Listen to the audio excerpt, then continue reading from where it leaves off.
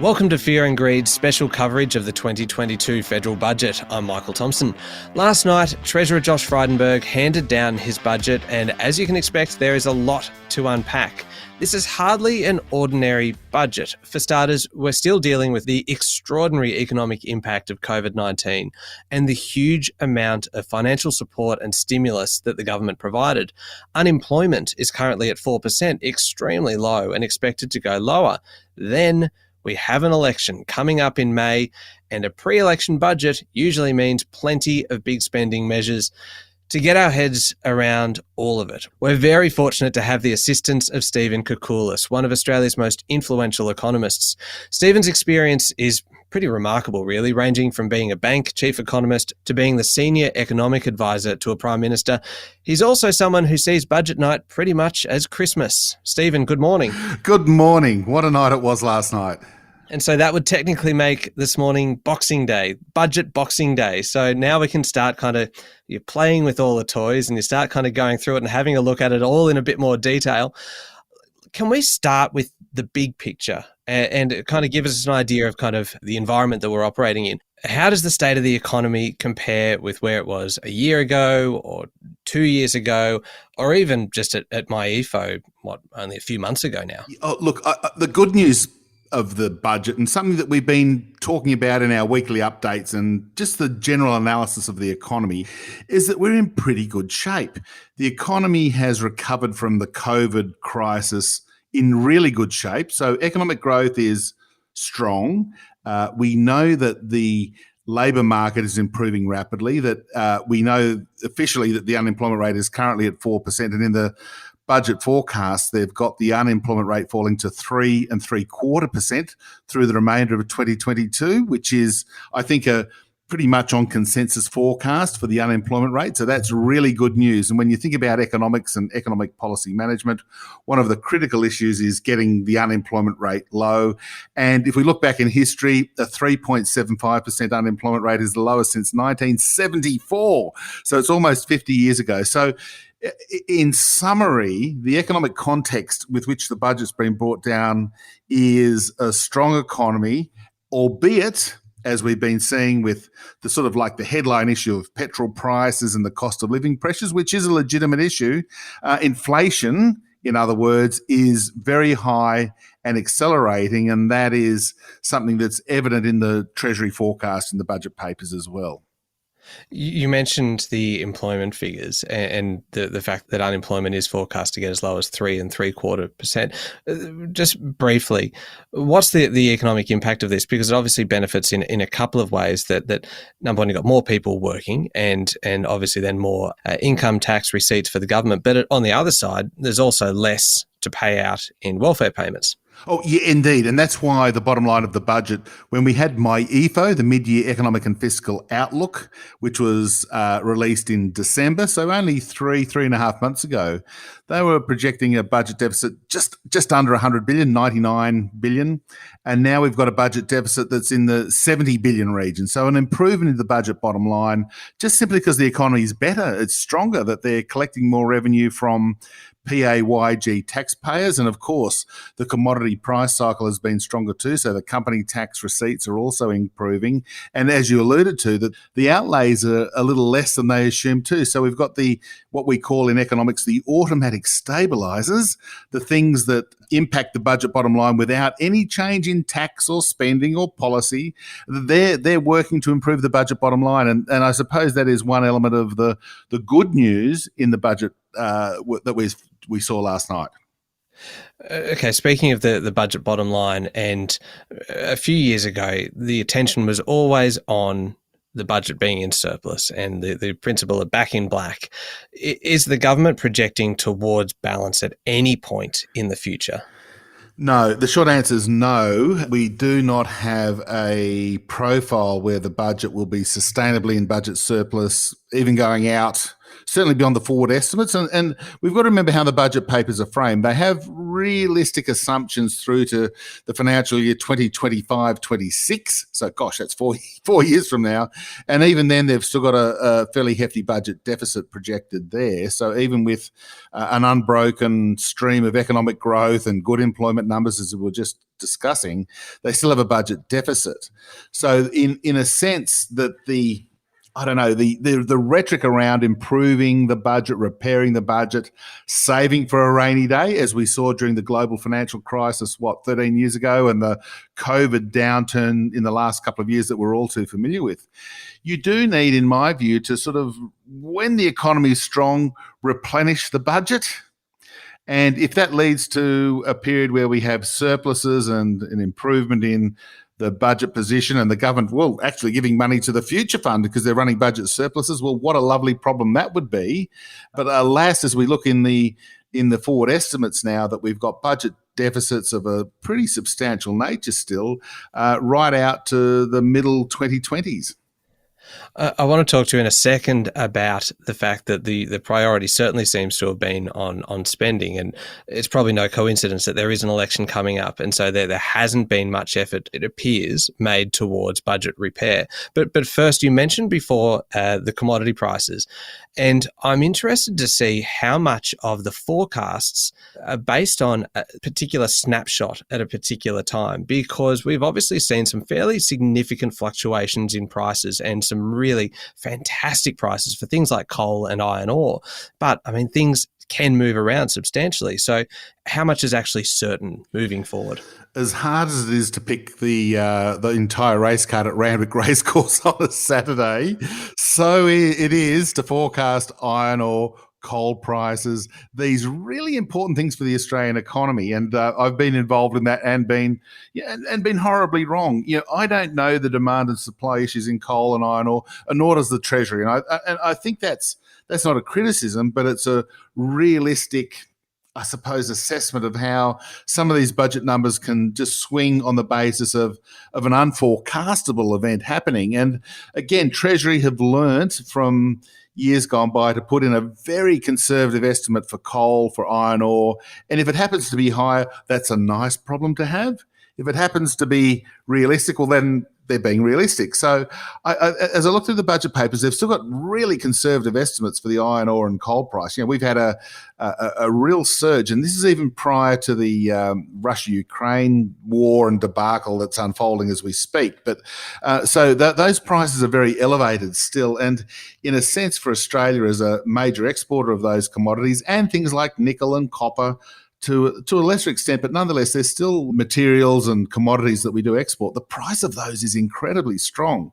So it's possible that if we look at the next couple of years and the economy remains on an even keel, growth is reasonable, the unemployment rate does in fact get to 3.75% and stay there, wages growth pick up as Treasury's projecting, and the commodity price cycle is a little more elevated than they're assuming, some of these budget deficit numbers could well turn out to be a little bit lower than the current projections. So, look, it's a moving feast. Who knows, in the sense that the oil price could collapse again, as we saw just literally a couple of years ago, and that would undermine the budget. So it's one of those things that's really unforecastable.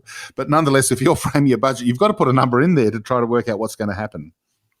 Right, I want to get some of the main measures announced last night, and as I mentioned, this is an election budget. The election is going to be held in a matter of weeks, and one of the main things, well, really the central issue that's kind of shaping up as the key election issue is going to be the cost of living. There'd been a lot of talk about the cut to fuel excise, and lo and behold, there it was. It's going to be halved for 6 months. What difference does that make? Look, it has a small impact on the cost of filling up a tank of petrol.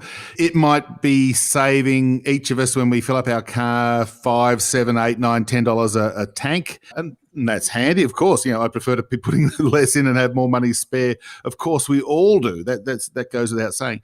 But it's at a cost of several $billion to the budget. So there's nonetheless that problem that can occur down there.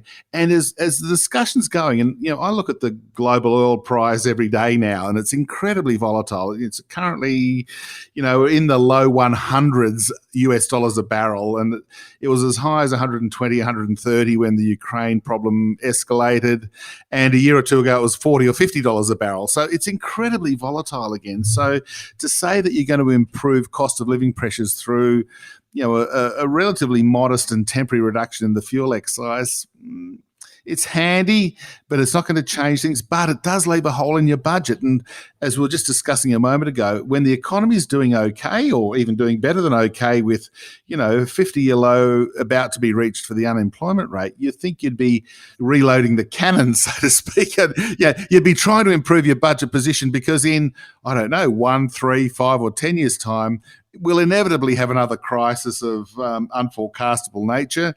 And as we learned through the global financial crisis, 12 or 13 years ago, and very importantly in recent memory, the downturn that occurred because of COVID, the government can, if it's got plenty of fiscal ammunition, support the economy. And I think that's one thing that I've learned as an aged economist over the last 20 years. Fiscal policy does work. And so now, cutting to a different aspect of your question, I'd be using this period of better economic news to sort of lower the budget deficit and maybe, just maybe, moving towards a balanced budget. Just briefly, one last point on the fuel excise. It's for 6 months. What happens when that goes back on? Because I can only imagine whoever is in power then, if there is a change in government, it's not going to be a very nice position to be in, to be the government that effectively is seen to be the ones putting petrol prices back up. Oh, look, it's a really interesting point. And when the excise waiver, if we can call it that, comes to an end, and the global oil price is still very elevated, because we've got to remember that the oil price is not determined by the federal government or the state government or even the petrol companies, to be honest. It's really a global supply and demand issue. But if we still have the oil price elevated, if the Russia-Ukraine conflict escalates, and if the Middle Eastern oil producers don't ramp up their production, we could still be seeing the Bowser price of petrol in Australia at $2 plus. And so then you get the price jumping to $2.10, $2.20, $2.30 a litre. And it's saved a few of us a few bucks while we've been filling up our tank for this temporary period. But again, it's not really a sustainable issue. I would be looking to do, or I would have looked to do, more important structural issues rather than tinkering with some of these, temporary and frankly relatively tiny cost of living measures that we saw in the budget last night. Stay with me, Stephen. We'll be back in a moment.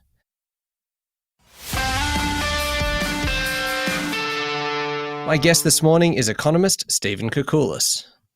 The $250 payments, which go to, I think, about 6 million people, that are designed to help with cost of living.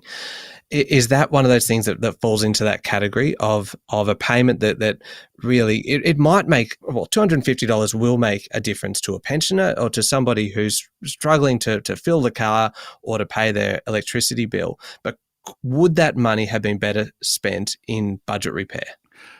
The interesting issue for me in all of this is that, of course, there are people who are struggling financially. There always are, but there are especially right now when we've got this unexpected, and it has been an unexpected lift in inflation, that we look back to what the RBA and even us economists in financial markets and whatnot were forecasting 6 months ago. We thought inflation would be hovering around 2.5%. And when we get the next couple of quarters of CPI data, the inflation data, it's going to be 5 or even 6%. And that is the cost of living by definition. So the cash handout, the $250, will be very, very helpful. But to me, again, it's this question is, does it really help? Is it really a cost of living improvement, where I think to improve the purchasing power of householders, pensioners, ordinary family units and everybody else, you need, and this is going to sound like a very cliched economic response, productivity enhancing economic reforms. And apologies for saying that out loud, but it really is a question where, could that money, those billions of dollars that are being handed out, be used to fund a revamping of our manufacture of vaccines, or could it be used to fund skills and training for tradies, because we've got a shortage of plumbers and electricians and carpenters in Australia right now? Or could it be used to fund a ramp up of wages in the aged care and the healthcare sector, where we know people are leaving because the conditions and the wages are absolutely horrible, and we're seeing the social cost of that, and that's huge as well. So to me, yes, the people getting $250, quite a lot of those people will appreciate it and will benefit. There's no doubt about that. Who doesn't want a bit of extra cash in their bank account at the end of a particular fortnight? But to me, as an economist, we should be about the long run structural reforms that embed higher pensions, embed higher wages, and embed sort of improved employment opportunities into the economy, rather than throwing a few trinkets around on the eve of an election. And that's the criticism that I have. I'd have loved to have seen, and I'm sure Treasury had it. I speak to people in Treasury. I'm sure they had in their top drawer a range of reforms, but alas, they're the ones that don't win you a lot of votes, and they take years to implement. And what we're seeing tonight is things that hit your hip pocket quickly. And as you alluded to in the opening, Mr. Morrison's probably going to call an election very, very soon. And we're going to be voting in May, which is only just literally a few weeks away. Well, to those measures that could help to grow the economy, you look at small business for one thing. There were tax incentives to train staff and also to help businesses kind of get engaged with the digital economy. Is that going to be helpful, and should that have been a bigger focus of it? Is this really what could have been the engine room of growth? Yes, to me, yes. And while I'm a little bit cautious about picking winners and the government sort of funding segments of the economy and assuming that they're going to be the growth area, there is absolutely no doubt that technological change, innovation, services-based industries are the way that the world economy and the Australian economy will go in the years ahead. So to the extent that you can encourage businesses to invest and employ people in those industries, I'd be leaning that way. Look, I wouldn't be throwing the last dollar at those particular industries because, again, I'm cautious about, and I remember back in the early 2000s, we should be investing in chip manufacturers and all this. Maybe that would have been a good idea, actually. Now I reflect on it, but you've got to be cautious about picking winners, because not all those things that are hot today are going to be hot tomorrow, if you know what I mean. But nonetheless, you just want to have a workforce, a business sector that's vibrant, agile, and can go with the flow. And if the government policy settings can facilitate that, then you're definitely going to be better off than perhaps just putting money in people's bank accounts. And who knows, they're probably just going to spend it on Uber Eats and colour TVs at Harvey Norman. So, and to me, that doesn't really drive the sort of long run productivity enhancing growth in the economy. There were a few kind of big ticket items and a lot of things that we'd already heard about in the lead up to it in terms of infrastructure spending, a boost there, things like dams and water, regional jobs plans, things like that. And then the $9.9 billion cyber security enhancement. How much of that is a really necessary kind of investment in basically securing Australia in the world that we are now in compared to the world that we were in 10 years ago? I like that. Again, it's sort of the polar opposite of the submarine program, which I think is a hideous program. And look, I'm not a defence person, so maybe those submarines in 10 and 20 years' time, as they putt around the sort of South China Seas, will protect us. I don't know. But I reckon the next conflict will be cyber-based. It'll be some sort of disruption to our banking and financial sector, our IT sector. And, just imagine our economy if some nasty adversary, some sort of Dr. Evil, were to use this cyber power to sort of undermine our technological base. So I'm one that, instead of spending money on submarines, I would be spending money on this cyber issue, not only for an international geopolitical sort of defence type issue, of course that's critically important, but to allow our economy to be sort of the world best practice, if you like, in terms of how we manage our business sector, and so that businesses don't get hacked and that we don't see malware invasions of business operations and these things, which can be horrendously disruptive. And so I think that money is well spent, and that in a sense is one of the areas of the budget that I would give a big tick to, that we can sort of see that acknowledgement of how the structure of the economy has changed. It's sort of, in a sense, it might be like the 1960s and 70s manufacturing protection, which at the time was probably fair enough. But here we are in the 2020s and sort of soon to be the 2030s. And I think it's got to be the cyber issue that's one that the government's got to facilitate private sector activity and defence and caution. And I think that money is probably going to be money well spent. And that's one issue in the budget which I do give a big tick to. I'll let you go in a minute. I've just got two last questions. One is about home ownership, and Josh Frydenberg was at pains during his speech and in other kind of media engagements afterwards to point out how important home ownership is in Australia, or in particular to the coalition.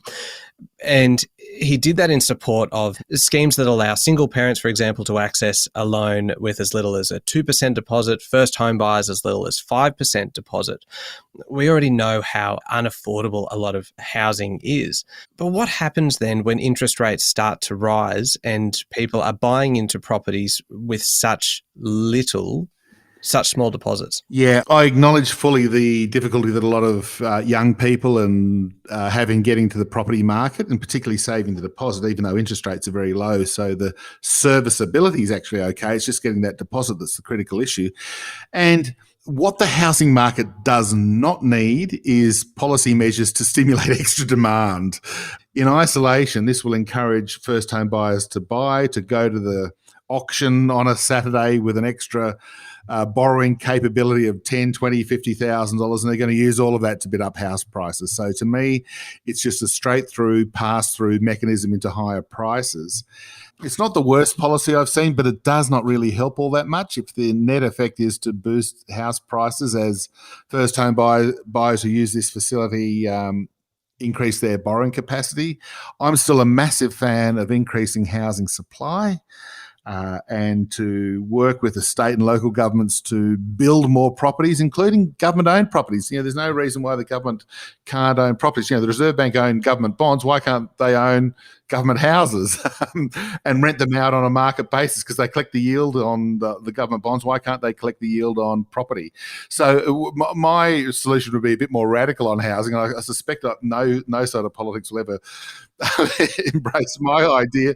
But at the end of the day, I've looked at the housing market long enough to know that the critical issue of improving affordability is not giving first home buyers extra incentive because they'll just go to the auction and bid up prices. It is actually adding to the supply so that they've got 5 auctions to choose from, and they're not competing with investors at the same auction, but they've actually got an ability to make an offer and to buy a property without that extra competition, and they can get it at a reasonable price because they've got a wide variety and supply of properties to choose from. One final question, and this one is about the Reserve Bank. The RBA doesn't operate in a vacuum. They have to take into account a lot of factors, and one of those is fiscal policy. What impact would this budget have on the Reserve Bank's decision-making? What do you think was going through their heads last night when they were watching Josh Frydenberg deliver his budget night address? I think we know that government demand accounts for about 25% of GDP. So let's just sort of start with a few basic facts. Government spending, the amount that they allocate on pensions and roads and healthcare and disability support care, all of the issues in the budget papers, they account for about 25% of GDP. So they're about 5 times the size of housing. So when you think about, the housing cycle, gosh, that's a big influence on the RBA policy settings. The government demand is huge. And as we saw during just the COVID crisis, when we thought the unemployment rate would hit 15%, we knew that GDP was going to be going backwards at an alarming pace. Mr. Frydenberg and RBA Governor Lowe spoke frequently, and as they should.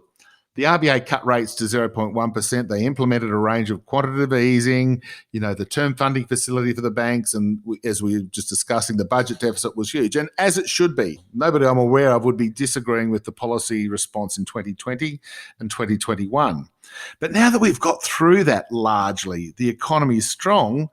and we've got a fiscal stimulus measure, so 25% of GDP is getting an extra boost at a time when the private sector of the economy is doing okay. I think Dr. Lowe sitting there at the RBA thinking, oh my God, I thought I could get through the next few months holding rates steady, but now we've got this cash injection into the economy when inflation we know is high and rising, when we know the unemployment rate is low and falling. It might just add pressure on them to hike interest rates. Now, whether that's in April, May, June, July, I don't know. But nonetheless, when we look at what's happening domestically and then in the global economy, you could bet your bottom dollar that rates are going up. It's just a matter of how fast they go up and when the first rate hike is. So that's the only debate that's going on with monetary policy now. It's not that rates are going to be on hold for 6 or 12 months. It's more how high will they be in 6 or 12 months and when's the first hike come through? Stephen, I know I said that was the last question, but one more. As a pre-election budget, what would you rate it out of 10?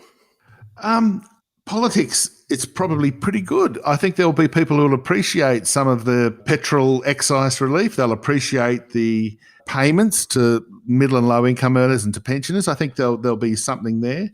You'd give it a 6.5 out of 10. Like economically, it's probably lower. Politically, it's probably higher. But if you average the two out, it's a 6.5 out of 10.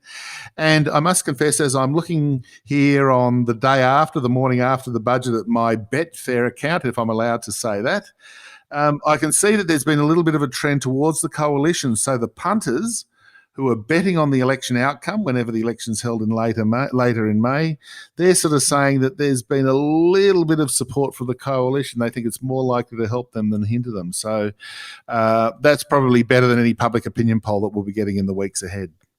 Stephen, thank you for talking to Fear and Greed and for helping us to unpack the budget. Absolute pleasure. And it's been the night of my life is always budget night. That was economist Stephen Koukoulas. Find him at thekouk.com, that's TheKouk.com, or on Twitter using the handle TheKouk. This is Fear and Greed's special coverage of the 2022 federal budget.